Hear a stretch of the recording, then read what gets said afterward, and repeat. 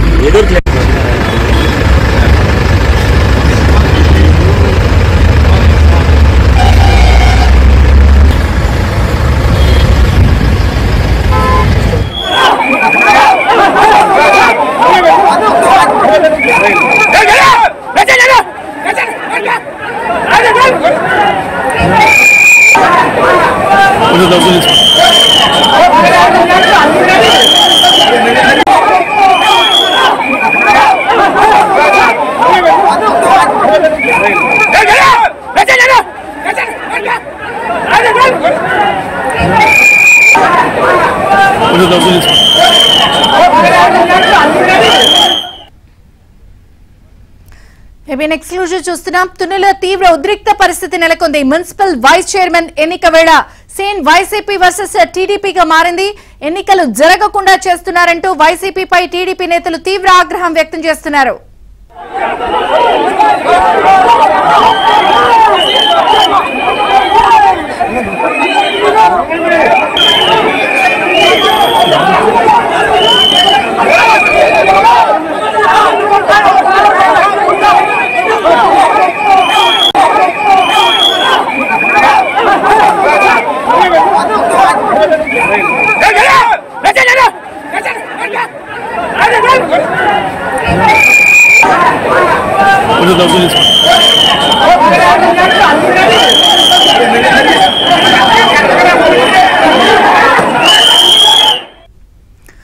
మనం చూస్తున్నాం. తునిలో తీవ్ర ఉద్రిక్త పరిస్థితి నెలకొంది. మున్సిపల్ వైస్ చైర్మన్ ఎన్నిక వేళ సీన్ వైసీపీ వర్సెస్ టీడీపీగా మారింది. ఎన్నికలు జరగకుండా చేస్తున్నారంటూ వైసీపీపై టీడీపీ నేతలు తీవ్ర ఆగ్రహం వ్యక్తం చేస్తున్నారు.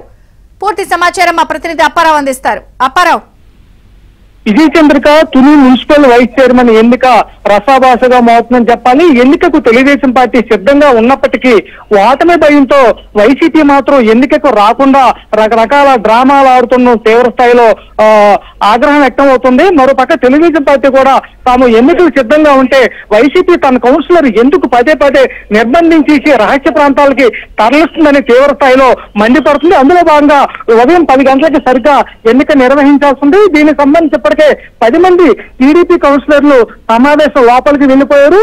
అయితే వైసీపీకి చెందిన 17 మంది కౌన్సిలర్లు ఎన్నికలు హాజరు కావాల్సి ఉన్నప్పటికీ వాళ్ళందరూ ఆ ఎన్నికకు వస్తే తెలుగుదేశం పార్టీ వైపు మొగ్గు చూపుతారనే భయంతో వాళ్ళందరినీ కూడా మున్సిపాలిటీకి సమీప ప్రాంతంలో వైసీపీ వైస్ చైర్మన్ నివాసంలో వీళ్ళందరినీ దాచి చేశారు.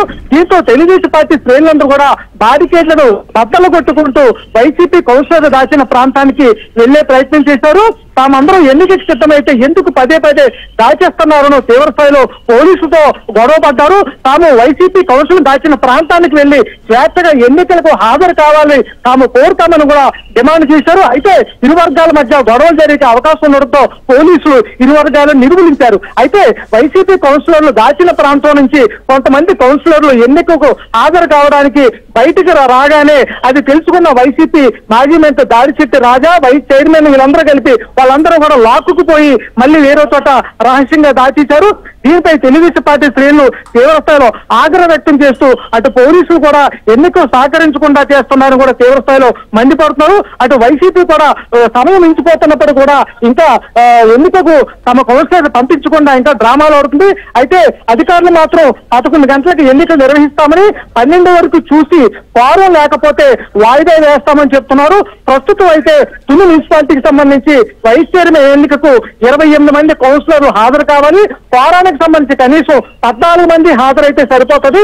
తెలుగుదేశం పార్టీ తరఫున 10 మంది కౌన్సిలర్లు ఆల్రెడీ సమావేశం లోపల ఉన్నారు. ఇంకొక 4 కౌన్సిలర్ హాజరైతే ఫారం ప్రకారం ఎన్నిక నిర్వహించే అవకాశం ఉంది. కానీ వైసీపీ మాత్రం ఏ ఒక్కరు కూడా రాకుండా ఎక్కడికక్కడ రకరకాల డ్రామాలు కూడా ఆడుతుందని చెప్పాలి.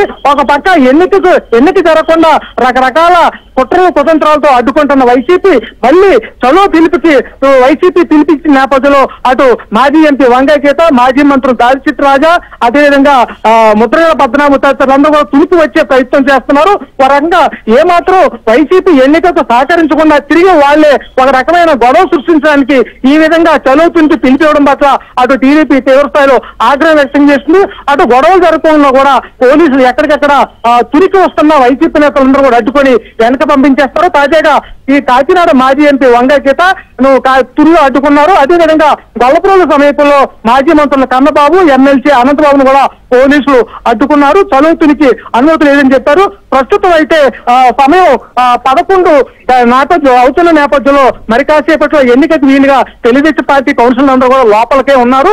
మరొక 4 వస్తే కోరం అవకాశం ఉన్నప్పుడు కూడా ఇంకా వైసీపీ కౌన్సిలర్ ఎవరు కూడా ఈ సమావేశానికి హాజరు కాలేదు. ఈ నేపథ్యంలో తెలుగుదేశం పార్టీ నేతలందరూ కూడా ప్రస్తుతం వైసీపీ కౌన్సిలర్ దాచిన ప్రాంతానికి ముట్టడించి వాళ్ళందరినీ ఎన్నికకు రావాల్సిందిగా ఆహ్వానించడానికి సిద్ధమవుతున్నారు. అటు వైసీపీ కార్యకర్తలు కూడా ఏదైతే ఈ ఎన్నికలు అడ్డుకోవడానికి వీలుగా ఎక్కడికెక్కడ గొడవలు దిగుతున్నారు. ఓ రకంగా చెప్పాలంటే ఎన్నిక నిర్వహిస్తే తాము ఓడిపోతామన్న భయంతో కౌన్సిలర్ రాకుండా వైసీపీ అడ్డుకుంటుంది. అయితే 12 వరకు చూసిన తర్వాత అధికారులు ఏ నిర్ణయం తీసుకుంటారనేది వేచి చూడాల్సి ఉంది. విజయ చంద్రిక. అలాగే ప్రధానంగా ఇప్పుడు అక్కడ ఉన్నటువంటి ఆంక్షలు ఏంటి? 144 సెక్షన్ కొనసాగుతుంది అంటున్నారు. అంటే గొడవలు జరిగే ఆస్కారం ఏమైనా ఉందా? ఖచ్చితంగా విజయ చంద్రిక, ఏదైతే తుని మున్సిపల్ చైర్మన్ ఎన్నిక నిన్నటితో 3 రోజులకి వాయిదా పడింది. ఈరోజు 4వ రోజు. అయితే మొదటి 2 రోజులు సమావేశాలకు సంబంధించి ఎన్నిక ప్రశాంతమైన వాతావరణం ఉన్నప్పటికీ కూడా వైసీపీ మాత్రం ఎక్కడికెక్కడ శాంతి భద్రతల సమస్యలు సృష్టించేందుకు రకరకాల ఎత్తుగడలు వేస్తుంది. అందులో భాగంగా తెలుగుదేశం పార్టీ నేతలకి కదించి చర్యలు చేస్తుంది. దాచిన కౌన్సిలర్ ని ఇలా బయటికి తీసుకురావడం, తెలుగుదేశం పార్టీ నేతలు వస్తున్నారనగా మళ్ళీ వాళ్ళందరూ లోపలికి తీసుకెళ్లిపోవడం వరంగా కదింపు చర్యలకు పాల్పడుతుంది.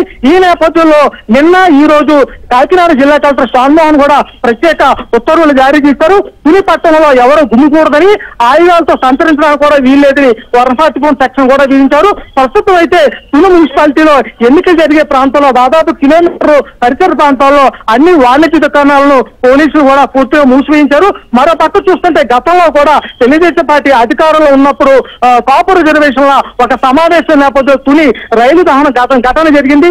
ఈ నేపథ్యంలో అటువంటి ఘటనలు జరిగితే ప్రమాదం ఉందన్న హెచ్చరికల నేపథ్యంలో పోలీసులు కూడా అప్రమత్తమయ్యి 144 సెక్షన్ విధించారు.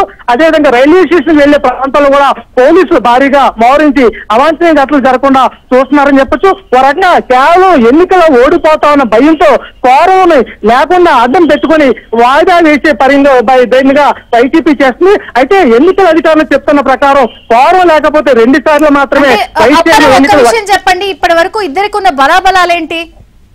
వాస్తవానికి తుని మున్సిపాలిటీలో మొత్తం 30 వార్డులు ఉన్నాయి. 30 వార్డులకు సంబంధించి కౌన్సిల్ 30 మంది కూడా వైసీపీకి చెందిన వారే. అయితే వైసీపీ అధికారం ఉన్నప్పుడు రకరకాల అర్ధబలంతో 30 సీట్లలో కూడా వైసీపీ గెలిచింది. అయితే 30 మందిలో ఒకరు చనిపోగా మరొకరు రాజీనామా చేశారు.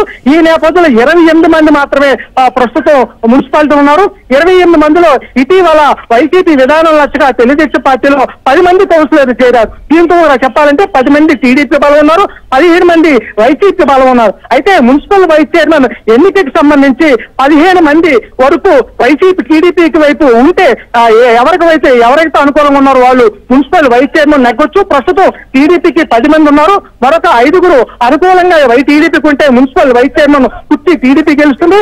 అయితే వైసీపీకి ఉన్న బలం ప్రకారం చూస్తే ఆ ఎన్నికకు హాజరైతే తాము గెలిచే అవకాశం లేదని వైసీపీకి అర్థమైపోతుంది. తమకున్న 17 మందిలో కనీసం 5 నుంచి 6 వరకు టీడీపీ వైపు వెళ్ళిపోతే మున్సిపల్ వైస్ చైర్మన్ టీడీపీ ఖాతాలో పడిపోతున్న భయంతో కేవలం ఓటమి భయంతోనే ఈ ఎన్నికకు రాకుండా అడ్డుకుంటున్నారు. ప్రస్తుత బలాబలం చూస్తే తెలుగుదేశం అనూహ్యంగా బలం పెంచుకొని 0 నుంచి 10 కౌన్సిలర్లు తన ఖాతాలో వేసుకుంది. మరొక 5 ఉంటే ఈ చైర్మన్ ఎన్నిక టీడీపీ గెలిచే అవకాశం ఉన్న నేపథ్యంలో ఎట్టి పరిస్థితుల్లో టీడీపీకి అవకాశం ఇవ్వకూడదని వైసీపీ ఎన్నికకు రాకుండా దాగుడు మూతలాడుతూ క్వారం పేరుతో రాకుండా అడ్డుకుంటుందని చెప్పాలి. అయితే ఈ రోజు మాత్రం క్వారం లేకుండా ఎన్నిక వాయిదా పడితే 2 సార్లు క్వారం లేకుండా వాయిదా పడితే 3వసారి క్వారం అంటే ఏదైతే మొత్తం సభ్యుల్లో సగం మంది ఈ సమావేశానికి హాజరైతే ఎన్నిక నిర్వహించవచ్చు.